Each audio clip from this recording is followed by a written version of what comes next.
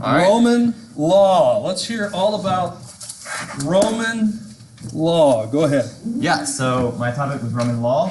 One thing that I thought was very interesting is as I was reading it, a lot of the accounts that you see in scripture about just the dynamic between like the religious leaders and Pilate and Roman officials, it made sense, the different procedures that they went through. So we'll try to touch on some of those. But the first part was talking about just some of the sources of Roman law. Basically, how were laws created, what were the processes. So you had laws and statutes that were set and enacted by assemblies of the people. So basically the Senate, they would vote on different laws that would be set for the Roman Republic. One thing that is interesting that I'll touch on a little bit later is laws that were set in Rome they were carried out for all of Italy and for Roman citizens, but oftentimes when you went into the different provinces where Rome occupied, they kind of broke down, where then the natural laws of those peoples were kind of what mattered, and then sometimes they would incorporate Roman law, but it wasn't always for the entire kingdom or just for Italy itself. So there were resolutions of the Senate, but those really just like developed the Roman law. They weren't necessarily creating new laws. Edicts of magistrates. So basically the magistrates which were over the different conquered lands, they pretty much had complete totalitarian rule. They could kind of decide law for their areas. And then constitutions of emperors. And so emperors, they could have sayings, they could have judicial decisions, requests, instructions. And kind of how it worked is when the emperor died, if the Senate condemned the memory of the emperor, basically said that was a terrible emperor, we didn't like what he did, he was evil, then everything that he kind of set into place a lot of times was just wiped away and started afresh. Really the only way that the constitutions of an emperor would stay in place was if the next emperor that followed him basically reaffirmed all of those things that he put in place. There were replies of jurists, and then there were just traditional customs, which were things that had just always been in Roman law that maybe weren't necessarily written out, but everyone kind of knew that this was the way that the system functioned. So, anyone here a pre-law major law? One. Okay, all right, good. Sweet. Do you like this? The Roman law becomes the basis of Justinian revises it, the Byzantine emperor, and then that becomes the basis of European law. Okay. Awesome. So there's a lot of our current law that is based upon principles of Roman law. Right. Really revived it, condensed it. All right. So then I looked a little bit about kind of where did the power lie in Roman law. So like I said earlier, you had these provincial governors, the emperor would, over each region that Rome had conquered, he would place a governor, and they had something that's called the imperium. And basically the imperium, if a governor was given this power, they pretty much had unlimited power, even up to the point of they decided whether life would be taken or reserved over the region they were over. There were certain laws put in place to make sure that governors couldn't commit treason or extortion of the Roman emperor, but they had really almost unlimited power over the region. And then only the holder of the imperium, they could designate the death sentence, but they couldn't entrust that to another person. So I was reading, it's kind of interesting how these governors, they were really involved with decision making. You know, in our law system in the US, it's very much, where a chief judge isn't going to hear a lot of cases. It's very much the power is spread. It seemed like the power was very much concentrated in that one person. So you think about times where Paul was able to appeal to Caesar and hear his trial all the way up to Caesar. It's quite interesting that Caesar would hear the case of, a Jewish man from Tarsus. It's interesting how they really valued that the power kind of really stayed concentrated at the top. So the governors, they were really just accountable to the emperor and to the state. And like I said, the cases were held in the presence of the governor. So any questions about that slide? No? Sweet. And then we have precedents. And so there's something called the Ordo. I don't know if I pronounced that right, but it's kind of like a detailed list that when you had major offenses, it kind of set a precedence for this is kind of what we do under Roman law when a major offense occurs. And like I said earlier, so it was binding in Rome, but it wasn't necessarily the case in the provinces. So while there was this precedence of if you're a Roman citizen, if it's occurring in Italy, if you commit this offense, this is what happens to you, they kind of left it up to the governors to decide, okay, but in this culture, there may be a different precedence of, in this culture, when this happens, it's always the death sentence. And so maybe usually Roman governors would allow the local customs to carry out. But there were certain times where if maybe that disrupted the peace, they would kind of have to step in. And then there was something called the cognito, and so it was the personal dispensing of justice by an official. So there was kind of this understanding that if an official had an idea that, okay, in this culture something else calls for a different action than what is the precedence, that official had the right to kind of step in and make a decision, and then they would be held accountable to the emperor for the decisions they made. So, yeah, so kind of the main two things, the local customs played a big part, and then also the precedence of what had been done before. So. All right. You might think of, as you're doing this, all of us, of examples, say in the New Testament, right? You talk about Paul appealing to Caesar. I was thinking about Pilate with Jesus, right? Local customs, precedents. We would, like, say, release one person right. For this holy day, that sort of thing. Yeah. These are obviously local things that they would bring into their decision making.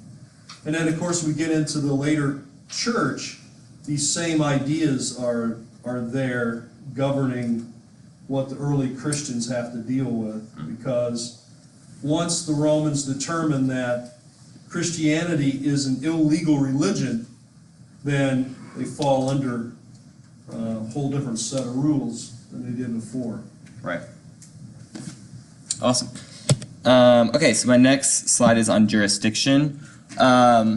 So for minor disputes, not those major ones we were talking about, there was kind of local courts which would make decisions. So the main time when Roman officials would step in was matters affecting public order. So to that point, you kind of see Pilate stepping into the scenario of Jesus's trial and everything, because he realized, wow, this could be a major public order issue. This dispute could cause major distress. So that's when the Roman officials would really step in and say, okay, you guys, you've been taking care of your issues yourself, but if this is going to disrupt our stronghold, we're going to really step in. So they can enforce public order, and then, like I said, Pilate coming in to condemn Jesus to crucifixion. And then the laws of the local people remained intact unless the governor deemed it necessary to step in. So. And then we'll talk about the judicial process.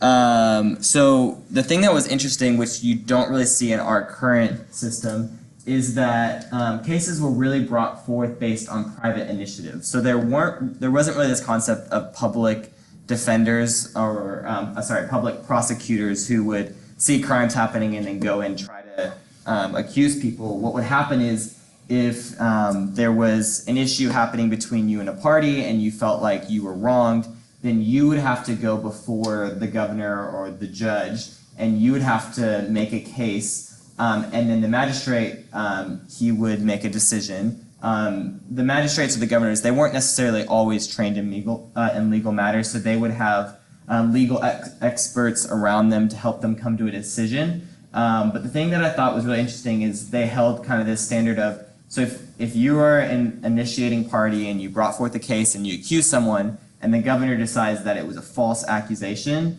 then whatever punishment you were trying to bring upon the party you were accusing would actually be brought on yourself. So there was very much this idea of you take the initiative, but you better actually have a good claim or else you're going to suffer the consequences. That kind of thing goes all the way back to Mesopotamian law. It's something we don't have today. I think it would cut down on a lot of legal action. Right. That basically, if you bring charges, if say you accuse somebody of a crime, whatever that is, and then it turns out that person didn't do that crime, then you suffer the penalty that they would have suffered had they been convicted. So that really cuts down on, I guess, what we call today frivolous lawsuits and frivolous cases. Right. Because the idea is, of course, you falsely accuse somebody of murder or whatever it is, that perhaps the reason you're doing that is to cover it up because you're the one who did it. Right. Which is often the case. So just to make sure, you have to be sure, because if you bring up charges, or even if it was like, some other kind of lesser crime than murder, you would still have to pay the fine, the penalty, or whatever it was. And I think that's an aspect of ancient law that I like. Yeah. That we don't have. We have no restraint at all on anybody who wants to charge somebody or accuse somebody. Right. All the burden is upon the one who's accused.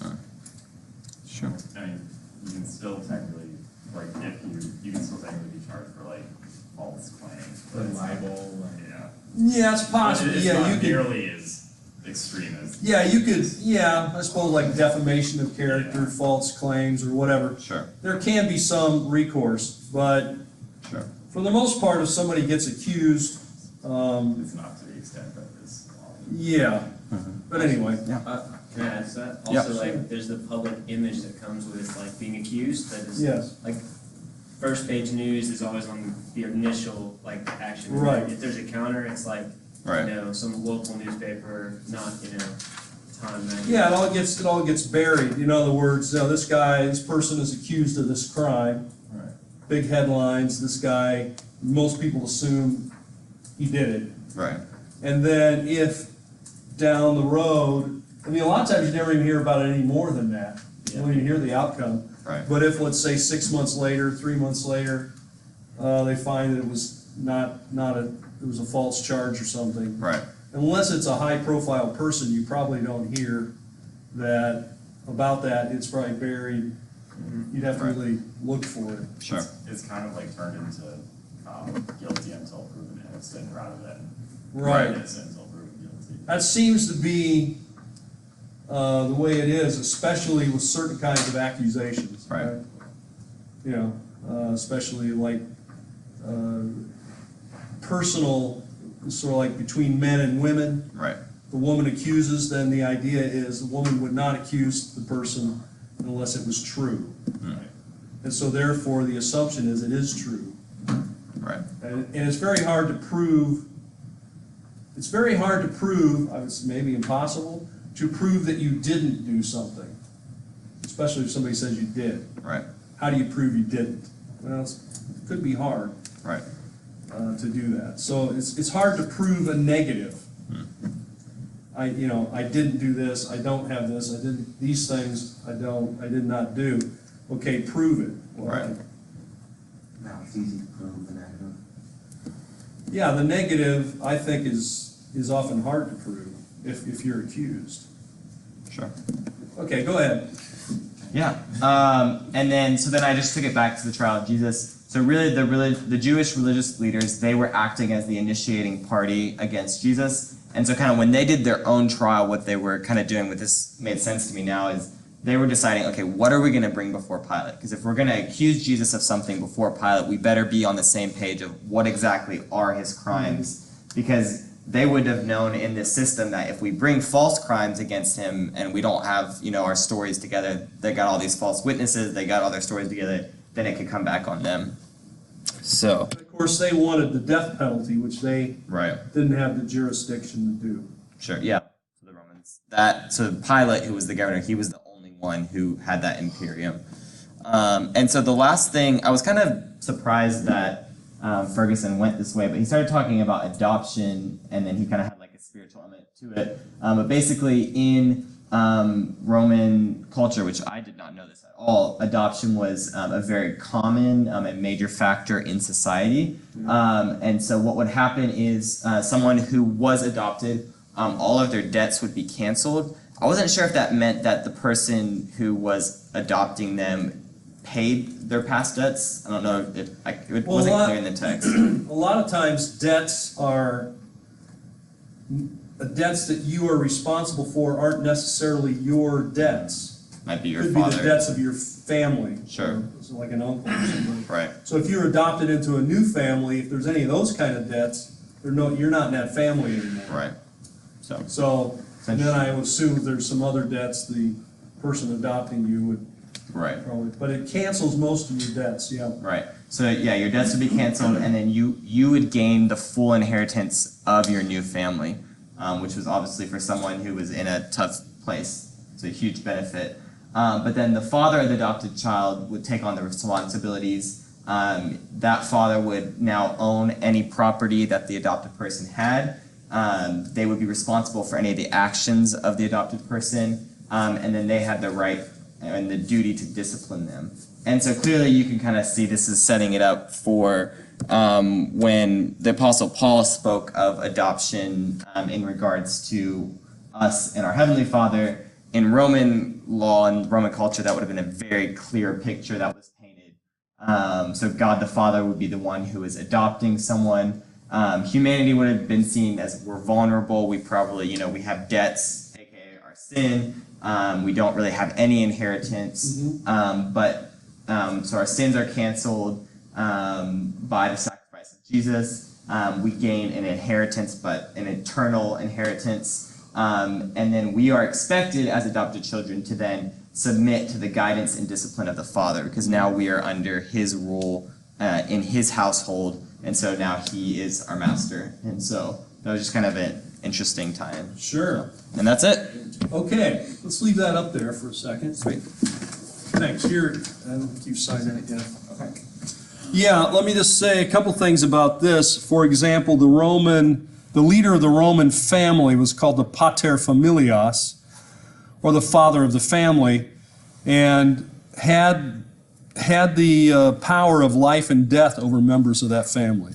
In other words, the pater familias could sentence someone to death. In other words, Italian mafias existed even back then. Well, yeah, I mean, I suppose that's the basis for it. The Godfather.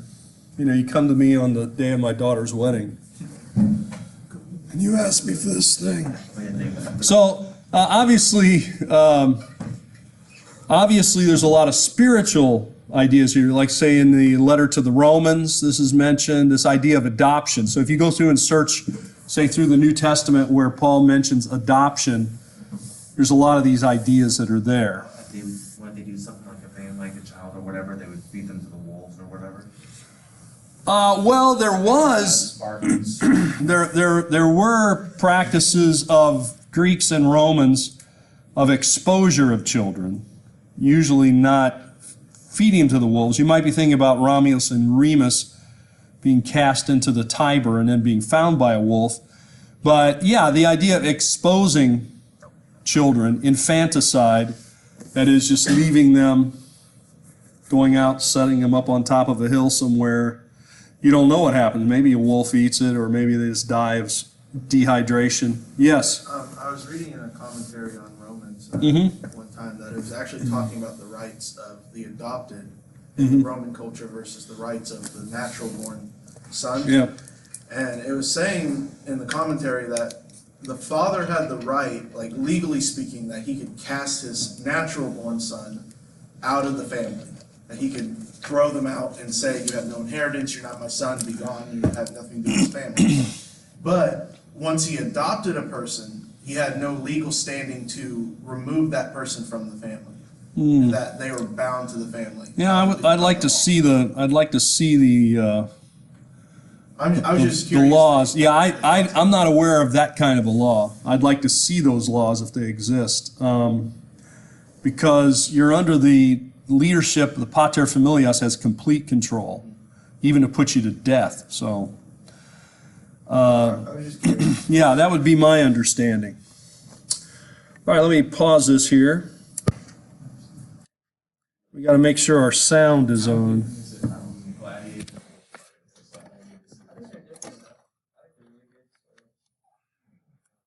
I think I got to plug this. Well, maybe I don't have to. Let's look at the. No! All right, let's see if we're getting the sound.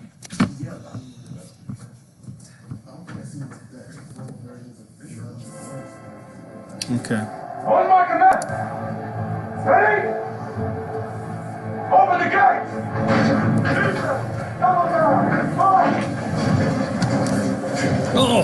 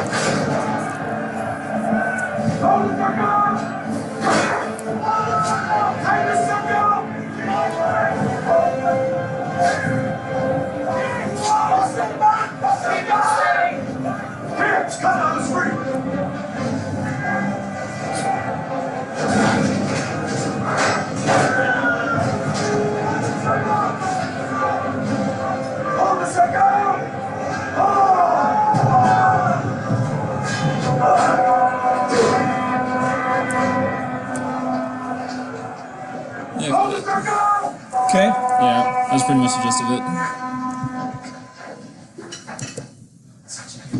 Whoops. Full screen. Okay.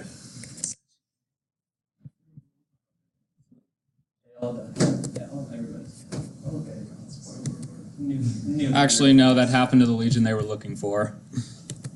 But that's a different story entirely. But, What's it called? Because they're looking for. Okay, go ahead. they were looking for the Eagle Standard because every Legion has an Eagle Standard, and they're looking for the Lost Eagle Standard. That was it. Never mind. Anyway, I showed you that clip and answered that dumb question because my topic is on the Imperial Roman Army, which is just the official title for the Roman military as a whole during the transition to the Empire. And the funny thing about the book is that it gave like a 2.5-page description, so I was like, this is dumb. So I decided to go a little deeper into it. A brief little history going up to the time of Jesus. That picture there was the Roman Empire at its greatest extent at about 117 AD. That is bigger than most countries today. And that was all done. All that was entirely possible because of the Roman military. See, at this, about 50 years before Jesus was born, Julius Caesar started a civil war against the Senate himself, and then made himself the undisputed leader of the Roman Republic. But after he died, his nephew Octavian began to fight against Julius's old ally Mark Antony because he wanted to take power. But then Octavian defeated him and became Augustus.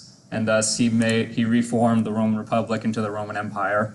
And so Augustus was the first emperor, and it was under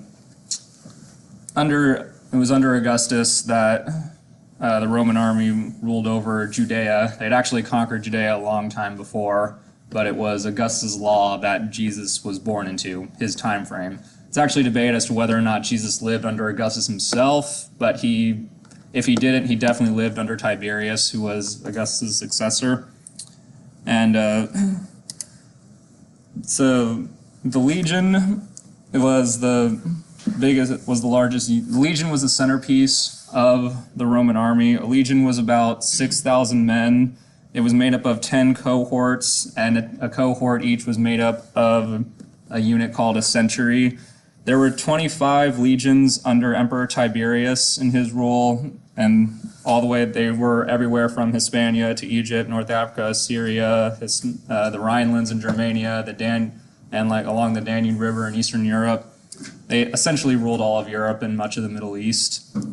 A couple noteworthy legions there were tons of legions all across the existence of the Roman Empire, but a few noteworthy legions from this specific time frame was the first Aduatrix, which got their name from a Greek general they killed, and the ninth Hispana was one of the most famous Roman legions for conquering Britannia.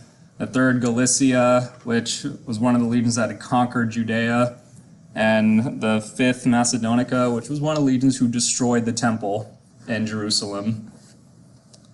Now, a centurion was the commanding officer of a century. A century was the most basic tactical unit that the Romans had. It was about 80 soldiers plus 20 camp workers, if that makes sense. So 100 men in total, hence century. Get it? Yeah. And aside from the centurion's command, so 6 centuries made up a cohort, and the cohort didn't really have an official commander, but in general the cohort was led by the most experienced centurion, and the centurion was identified by the crest on their helmets that no other soldiers had. And up from the cohorts, there was the camp prefect, who was essentially the legion's quartermaster. Any logistical issues they had, anything that needed to be built, any supplies needed to be procured, the prefect took care of all of it. He wasn't a leader. It wasn't a leadership position. It was all administrative. And there was also the tribune, it's really hard to describe what a tribune was. It was something like a political officer, or what we would call a JAG nowadays. I guess some would even call them cadets. They were usually sons of wealthy senators who were either sent to shadow legions or to basically help them with political affairs. But there were some who were actually soldiers, and they were generally considered to be the second in command of the legion and could take direct command of a legion in extreme circumstances. However, the legion as a whole was commanded by the legate, who was sort of what was essentially the Roman equivalent of a general. And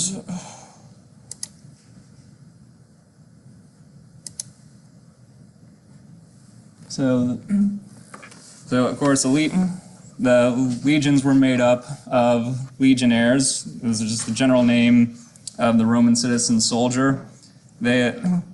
All legionnaires had to be Roman citizen and males. And a funny thing about it, you cannot be a eunuch either. You literally had to have full male genitalia to actually be a soldier. And their uniform was usually a tunic worn under their armor.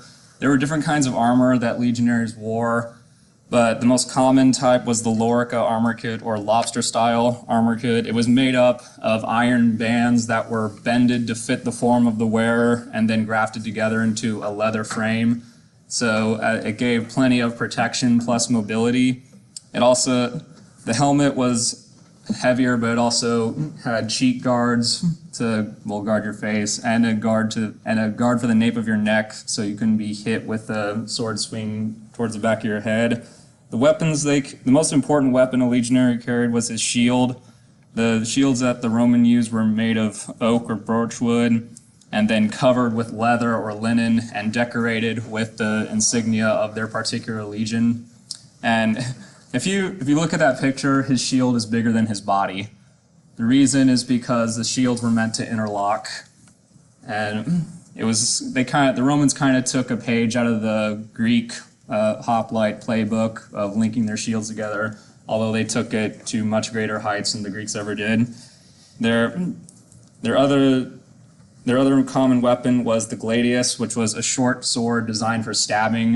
It was really not much longer than the length of your forearm, and this wasn't the kind of sword that you would, get into fancy sword fights with. It was for stabbing, period. The shield would block, sword would stab. And it's usually because, ethnic Latins were very short people, so they wouldn't really last long in a straight-up sword fight with a giant burly German. And the other weapon they carried was called a pilum, which was a long spear that you can sort of see him holding behind his back. It could be used as a regular spear, but it was more than often than not used for throwing. So usually when a Roman legion was arrayed against their enemies and their enemies charged right at them, the legionnaires would throw their spears out once they had reached the effective range, and that would cut down the first rank of enemies, and then the next rank of enemies would clash against the shields, and then the killing would really begin. Now the next important classification of soldiers in the Roman army was the auxiliaries, and these guys were probably more important than the legionnaires themselves. They were not citizens at all. They were essentially local. They were people who the Romans had conquered. Whenever the Romans conquered a new province, they would send out recruitment offers into that area that they had conquered to sort of attract local people. And there were no auxiliary legions. They were all in cohorts and all semi-autonomous to each other, though they all fell under the general provincial command. But they were never attached to any legion, and thus their shields did not bear legion symbols. Their shields were also completely different. As you can see, there was generally a flat oval design. By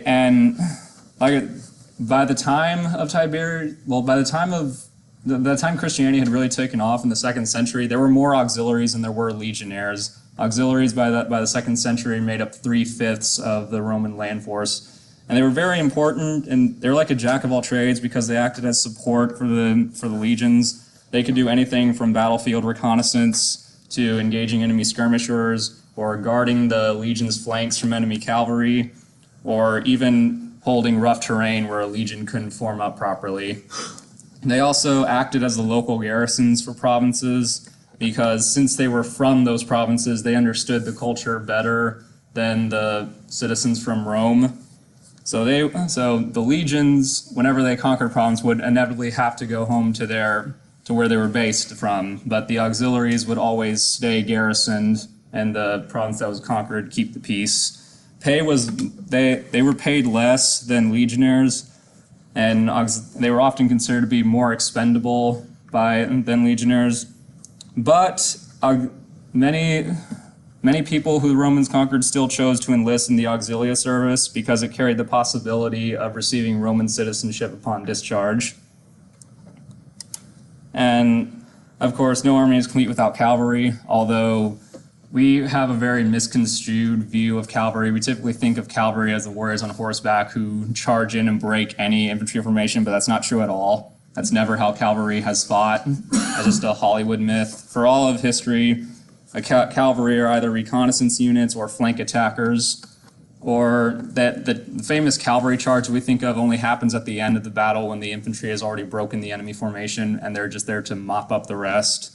And the funny thing is, the Romans weren't really good at cavalry techniques, so almost all of their cavalry were recruited from the auxiliaries. So people like the Parthians and Sarmatians, the Gallics, the Germans, Numidians, all much better at riding horses than Romans.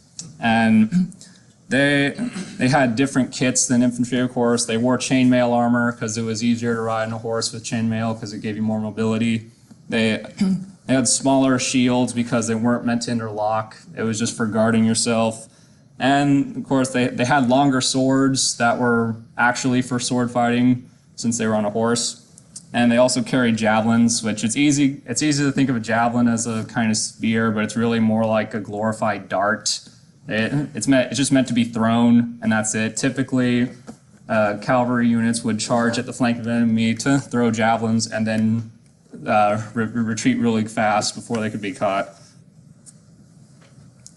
And of course, the most prestigious classification of Roman soldier was the Praetorian Guards.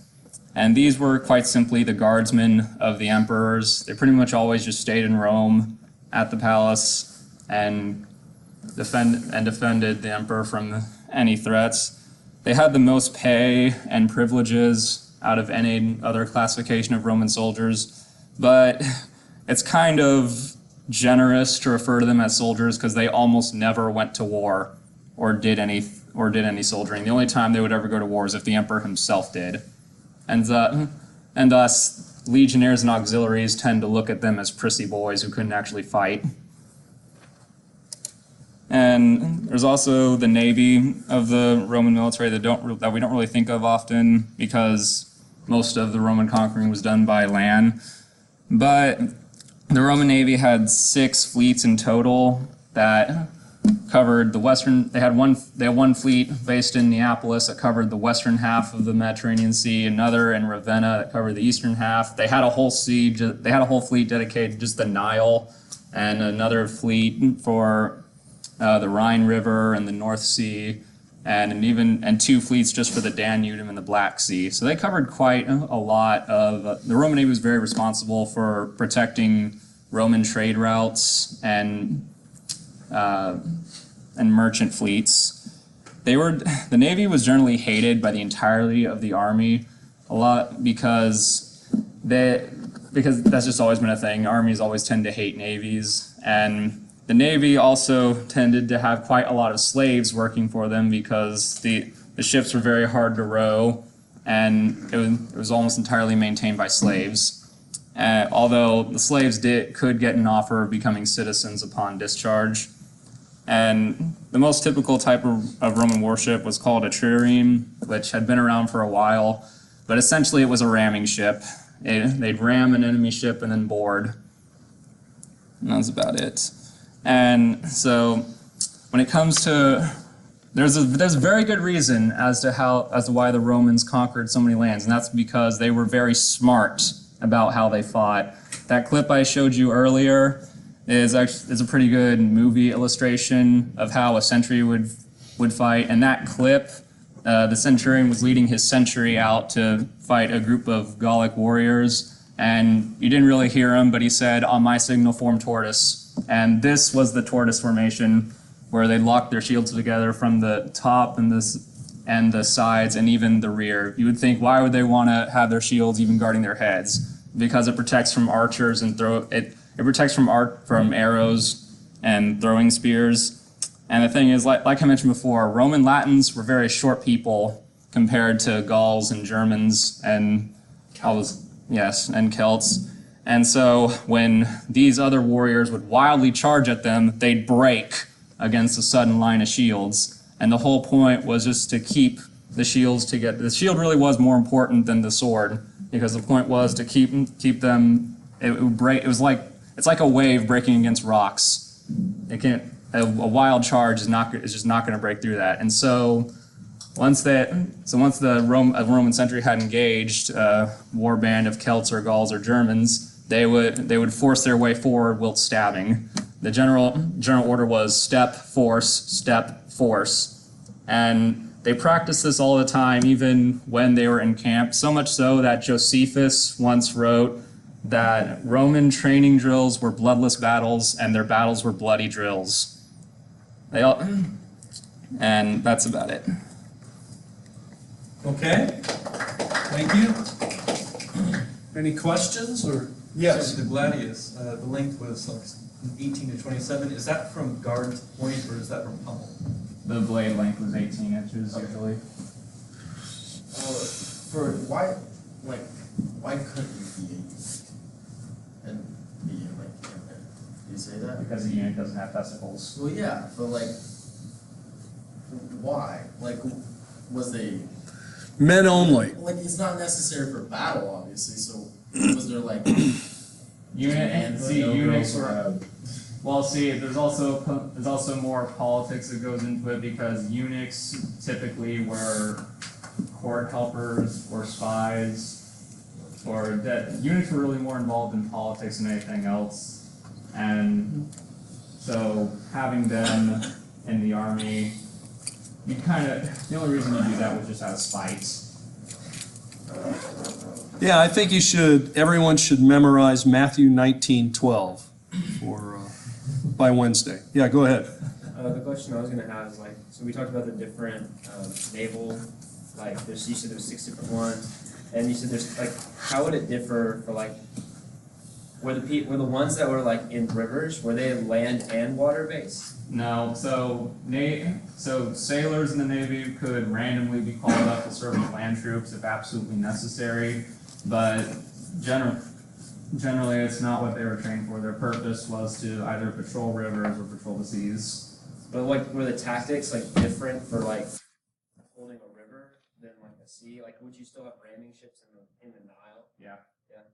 The Nile is those are pretty small ships. They look big in the picture, but many of those could easily fit on that lake over there. Okay. Yeah. Oh.